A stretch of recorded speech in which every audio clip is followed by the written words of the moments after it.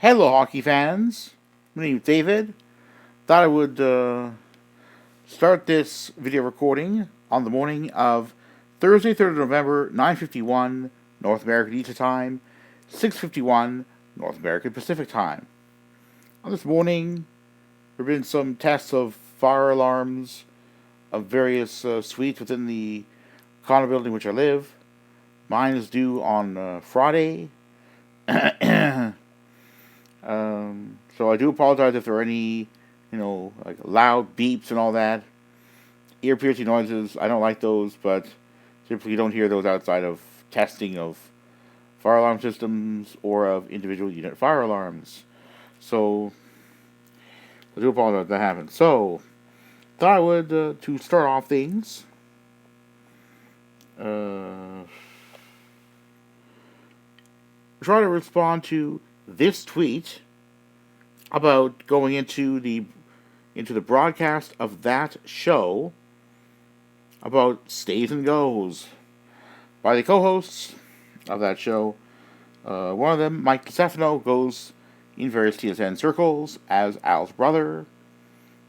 And Judah Carey, well, both working for TSN, for TSN Radio 1050, a Toronto station, and part of the Bell Media Network. So, stays and goes. So, what I'll do is go with the stats of the Leafs, and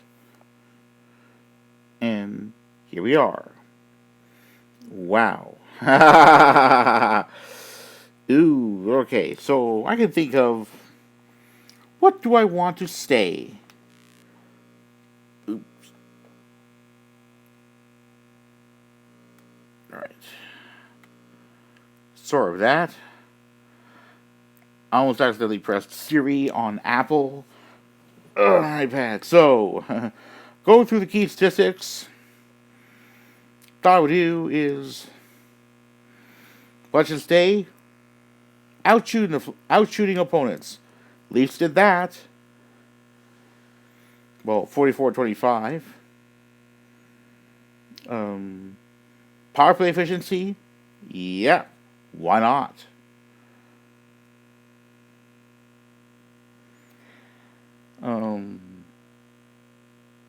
The hitting, on average, a bit over half a hit every minute.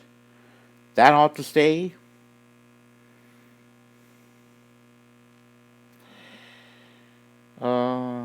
What needs to go? Face-off winning percentage of under 50%. Penalties, too many taken. A lot of fighting and all that.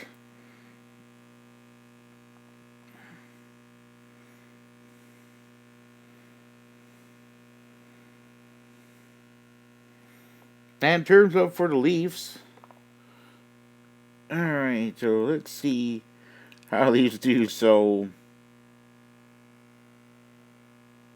yeah, I mean, yeah.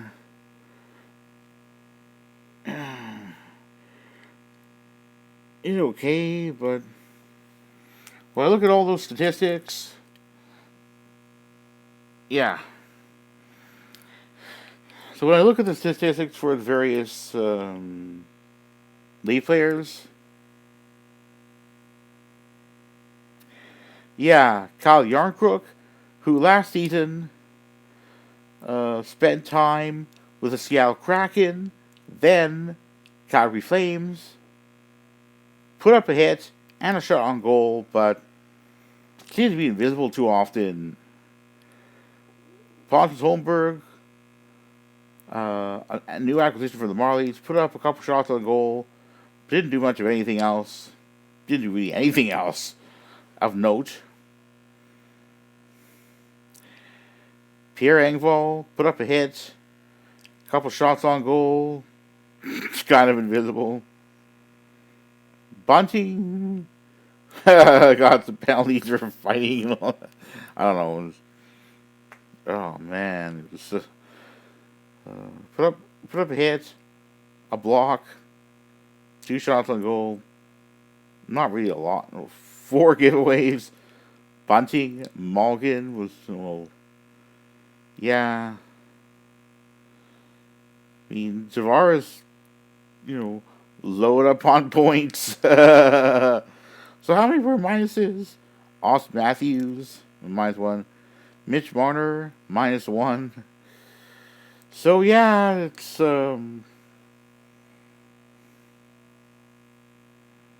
yeah.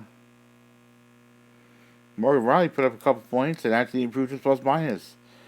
So yeah, when I think of forwards, I think of who's on the bubble. I have to say, Kerfoot, Yarncrook, Engvall, Kerfoot, Yarncrook, and Engvall. Gotta watch out for those. Gotta watch out for them because, well, you know what? Alright, let's see what the Leafs. Let's see what statistics for various Leaf players are. I'm gonna try to. Where are they? Alright, I'm gonna go to. There you go. Oh, team. I'm gonna go to the Leafs. No doubt a huge hat trick from John Tavares. So I go to some stats. Go to player stats here. Well, for the regular season. Yeah. Look at this. There's still loads of Reading. You can see here. Loads of Reading on there. What? Jones there too, though.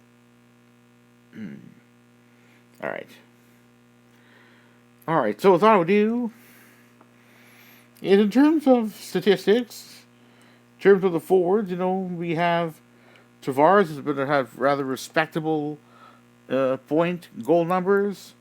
Nylander, Marner's not doing too good. Well, he's assisting, but hey, Connor McDavid did during the last spring's Kings Oilers series. Yeah, Marner's kind of a little bit down there. Austin Matthews could be kicking up things a little bit. But yeah, there's quite a few -1s. So in terms of keepers, in terms of players on the bubble, to watch out for in terms of these are players who have put up on average under half a point per game. I'd say to need to monitor Michael Bunting, Alex Kerfoot, 5 points each over 11 games. Yarncrook, 3 over 11. One of the worst point getters proportionately. I don't know what's going on with him. Malkin's improving a little bit. Still slightly under half point per game, but pretty close to a half point per game.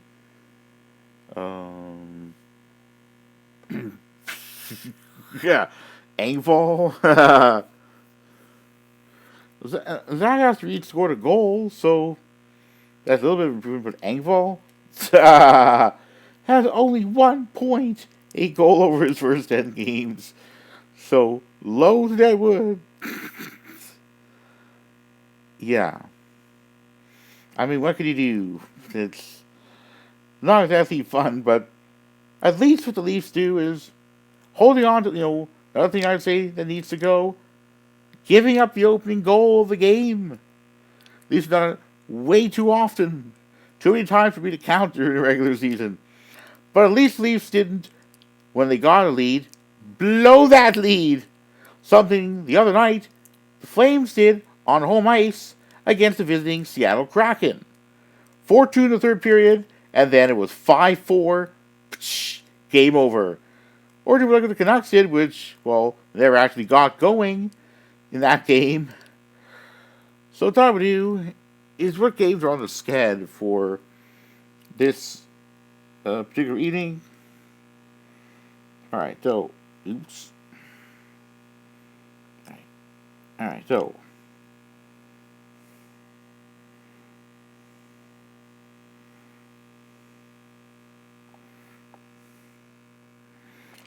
among those games that feature Canadian teams, so we have, to start things off, the Golden Senders hosting the Gold Knights. Then, starting about an hour later, the Jets hosting the Habs. And then,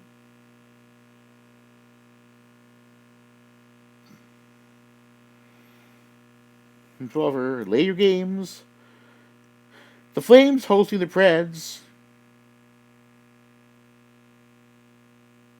The Oilers hosting the Devils. And a very late one featuring the Canucks hosting the Ducks. It's a very interesting night. Games involving Canadian teams. So how many Canadian teams are out of action? I mean, I know the Leafs are, so we're going to say here. They're going to do a little bit of a count. So, Senders, that's 1. Habs and Jets, 3. Flames, 4. Oilers, 5.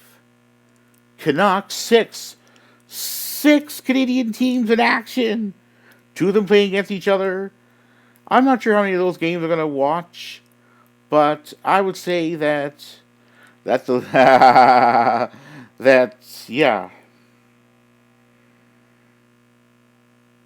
That, so we're going to try to watch the Canucks game and that of the Jets. I'm not sure how many others are going to get to because they're just, how many games are there again? So just to give out it. So Gold Knights, there's the Jets, Sens, Jets, Flames, Oilers, and Canucks. So there are 5 games involving Canadian teams on. Not all simultaneously, but yeah, a little lot for me to watch all of them, and I'm not sure how many I'm going to actually get to. But again, maybe if there's intermission in one, I'll go to another. Yeah, it's going to be very interesting there. I thought I would close off by mentioning that going into the